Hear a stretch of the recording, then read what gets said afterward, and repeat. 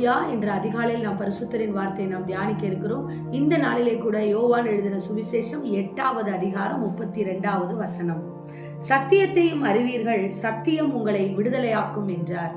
ஆம் தேவஜனமே, நம்மை விடுதலையாக்கக்கூடியது தேவனுடைய வார்த்தை மாத்திரமே என்பதை நீங்கள் இந்த நாளிலே அறிய வேண்டும். பாத யாத்திரையாக செல்லுகிற இடம் அல்ல, இதோ எங்கோ ஒரு இடத்தில் வசனம் நமக்கு கிடைக்கிறது என்று சொல்லி அலைந்து திரிகிறவர்களாய் இல்ல. வசனத்தை படிக்கிற பொழுது, வசனத்தின்படியாய் நீங்கள் நடக்கிற பொழுது உங்களுக்கு விடுதலையை கர்த்தர் கொடுக்கிறார். சத்தியமே உங்களை விடுதலையாக்குகிறதா இருக்கிறது. எந்த மனிதனும் உங்களை விடுதலையாக்க முடியாது. எந்த மனுஷீக காரியங்களும் உங்களை விடுதலையாக்க முடியாது. எந்த பொருத்தனைகளும் எந்த பலிகளும் உங்களை விடுதலையாக்க முடியாது. நீங்கள் நேர்ந்து கொண்டு செய்கிற நேர்த்தி கடன்கள் எல்லாம் உங்களை விடுதலையாக்க முடியாது. மாறாக சத்தியம்தான், தேவன் பேசின வார்த்தை தான் உங்களை விடுதலையாக்க முடியும் என்பதை இந்த நாளிலே அறியுங்கள். அந்த தேவன் கொடுத்த வார்த்தை எங்கே இருக்கிறது? இந்த வேத புத்தகத்தில் இருக்கிறது என்பதை மறந்து விடாதிருங்கள்.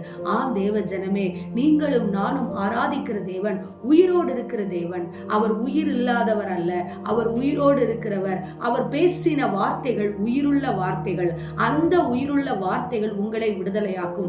எப்படி எப்பத்தா என்று சொல்லி சிறுபெண்ணை அவர் எழுப்பினாரோ, எப்படி கர்த்தர் சிறுபெண்ணை உயிரோடு எழுப்பினாரோ, எப்படி பெரும்பாலுள்ள ஸ்திரீயை அவர் சுகமாக்கினாரோ, அவருடைய வார்த்தை சுகமாக்கினதோ, சகேயுவை எப்படி கர்த்தர் ரட்சித்தாரோ, இதோ 100க்கு அதிபதியினுடைய வேலைக்காரனை அவர் எப்படி சொஸ்தமாக்கினாரோ, திமிர்வாதக்காரனை எப்படி சுகத்தோடு அவர் எழுப்பினாரோ, அதே வார்த்தை எழுப்பின, மறுரூபமாக்கின, மரித்தவரை உயிரோடு எழுப்பின அதே தேவனுடைய வாயிலிருந்து வரக்கூடிய வார்த்தை மாத்திரமே உங்களை விடுதலையாக்க கூடியதா இருக்கிறது.